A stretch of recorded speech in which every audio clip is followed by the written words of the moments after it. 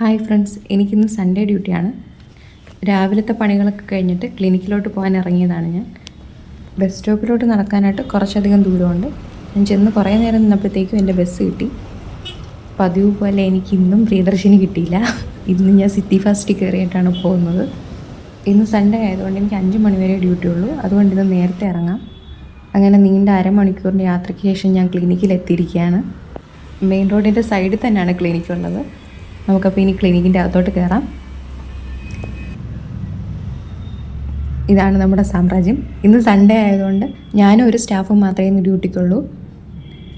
അങ്ങനെ ഞാൻ അകത്തോട്ട് കയറി. ഇവിടാണ് ഞാൻ ഇരിക്കുന്നത്.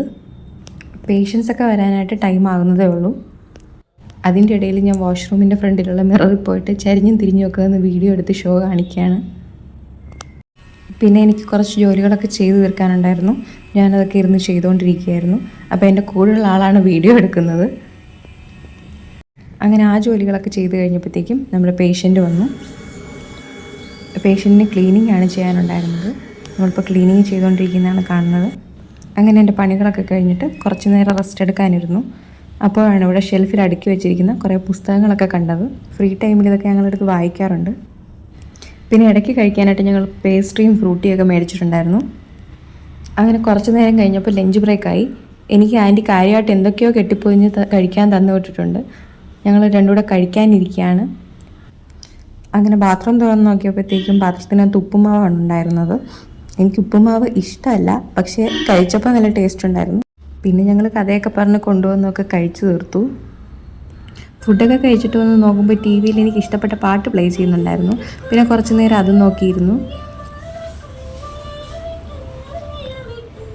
അങ്ങനെ പാട്ട് പാടിയും കേട്ടും കുറച്ച് നേരമൊക്കെ അതും നോക്കിയിരുന്നു. ഞാൻ വീണ്ടും വീണ്ടും റിപ്പീറ്റ് അടിച്ച് കേൾക്കുന്ന പാട്ടുകളുടെ കൂട്ടത്തിലുള്ളൊരു പാട്ടാണിത്. എനിക്ക് ഈ പാട്ട് ഭയങ്കര ഇഷ്ടമാണ്. പിന്നെ എനിക്ക് കുറച്ച് പണികളൂടെ ചെയ്തു തീർക്കാനുണ്ടായിരുന്നു. അത് ചെയ്തുകൊണ്ടിരുന്ന സമയം പോയത് അറിഞ്ഞില്ല.